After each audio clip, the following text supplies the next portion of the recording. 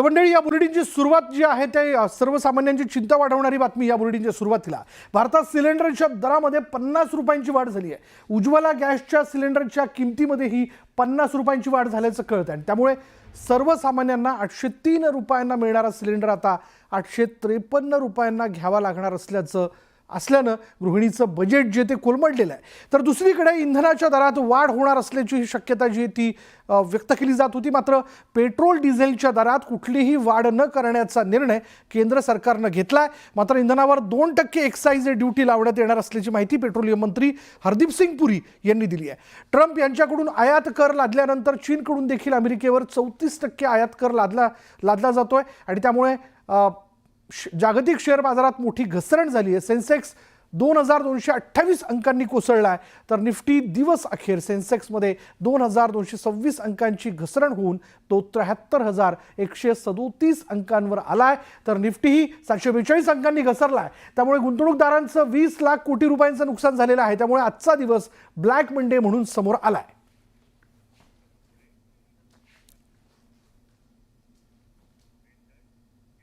सिलेंडरच्या दरात वाढ झाल्याचं आपण बघतो, त्यामुळे सर्वसामान्यांना मोठा धक्का बसलाय. घरगुती गॅस सिलेंडरच्या दरामध्ये 50 रुपयांची वाढ झाली. हो, किती? 50 रुपये. उज्ज्वला योजनेअंतर्गत असलेल्या सिलेंडरला ही दरवाढ लागू असेल. पेट्रोलियम मंत्री हरदीप सिंग पुरी यांनी आंतरराष्ट्रीय प्रसारमाध्यमांना संबोधित करताना किमती वाढवत असल्याचं बापू सांगितलंय.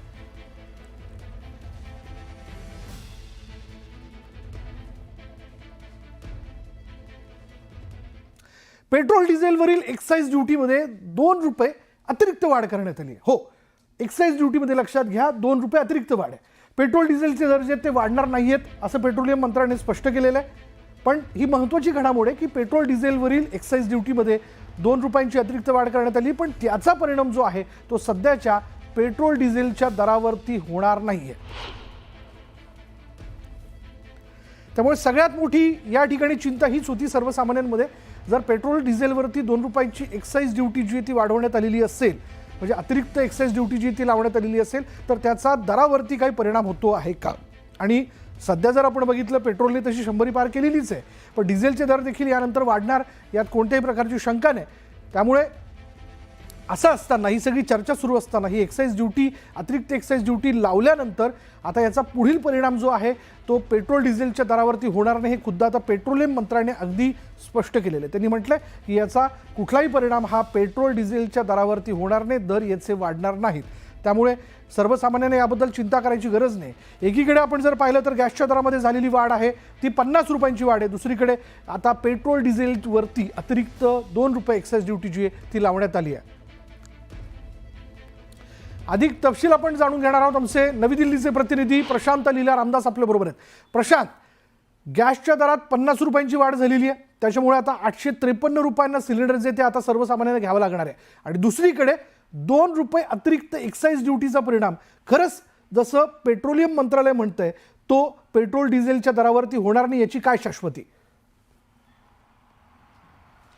नाही, महत्त्वाचं म्हणजे ज्या पद्धतीनं अमेरिकेमध्ये ट्रम्प सरकार आलं आणि त्यानंतर त्यांनी जगभरातल्या राष्ट्रांवरती आयात कर लावला आणि त्याच्या आधारावरती देशभरात परिणाम जाणवले झाले. आज जर सकाळी बघितलं ज्या पद्धतीनं संपूर्ण भांडवल जे आहे, ज्याला आपण असं म्हणतो एकतर पूर्ण निफ्टी कोसळली, त्यानंतर शेअर बाजार कोसळला आणि त्याच्यानंतर आता जे मोठा धक्का खास करून केंद्र सरकारच्या वतीने देण्यात आलं. केंद्रीय अर्थ मंत्रालयाच्या वतीनं एक परिपत्रक जारी करण्यात आलं. त्यात म्हणण्यात आलं की आम्ही डिझेल आणि पेट्रोलवरती अतिरिक्त 2 रुपयाचा कर लावतोय, एक्साईज ड्युटी लावतोय.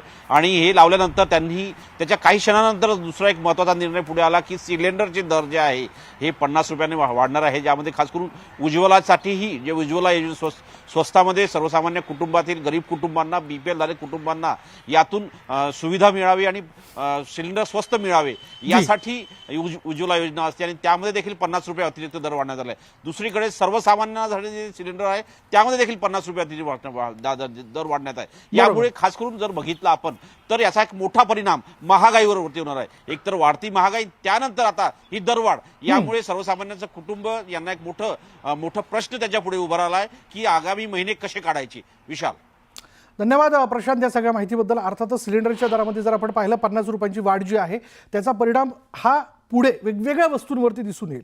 मग ते हॉटेलचे खाद्यपदार्थ असतील किंवा मग इतर गोष्टी असतील, कारण शेवटी या दरवाढीची साखळी आणि त्याचा पुढचा परिणाम जो आहे तो पुढल्या घटकावरती निश्चितपणे होत असतो. पुढे पाहूयात बघा, या सगळ्या घडामोडींमध्ये आणखीन एक घडामोडी जी ती शेअर मार्केटमध्ये घडली. शेअर बाजारात आज ब्लॅक मंडे पाहायला मिळाला. ट्रम्पच्या टॅरिफ बॉम्बमुळे शेअर बाजारात हाहाकार पाहायला मिळाला. शेअर बाजारात आज जर आपण लक्षात घेतलं तर 2226 अंकांची घसरण जी आहे ती झालेली आहे. सेन्सेक्स 73,137, निफ्टी बघा 22,161 अंकांवरती बंद झाला. गुंतवणूकदारांचे एकाच दिवसात 19 लाख कोटींचं नुकसान झालंय. किती लक्षात घ्या, गुंतवणूकदारांचं एकाच दिवसात 19 लाख कोटींचं नुकसान झालंय. अमेरिकेने शनिवारपासून डोनाल्ड ट्रम्प यांनी जाहीर केलेल्या 10% टॅरिफ वसूल करण्यास सुरुवात केली आहे आणि ज्या देशांशी अमेरिकेचा व्यापार आहे त्या देशांमधून येणाऱ्या सर्व आयातीवर हे शुल्क लादण्यात आलेलं आहे. त्याचाच भारतीय बाजारासह जागतिक शेअर बाजारावर देखील मोठा परिणाम झाला. जपान, हाँगकाँग, ऑस्ट्रेलिया यासारख्या मोठ्या बाजारपेठांमध्ये मोठी घसरण नोंदवण्यात आली. या घसरणीमुळे गुंतवणूकदारांचं मोठं नुकसान झालंय. जे काही होतं आहे हे डोनाल्ड ट्रम्पच्या पॉलिसीजमुळे होत आहे आणि ते जे पण पॉलिसीज आणतात आहेत त्यांची जी पण फिलॉसॉफी आहे ती पूर्ण आत्तापर्यंत जे एक अर्थशास्त्र कसं चाललं पाहिजे याच्यावर जे एक सर्वानुमत जे होतं त्याच्या हे पूर्णच काहीतरी वेगळं करतात आहे आणि म्हणून हा एक शॉक आला आणि लोकांना कसं पहिले वाटलं होतं की हे फक्त बोलतात आहे, हे काही करणार नाही, पण हे ॲक्च्युअली करतात आहे.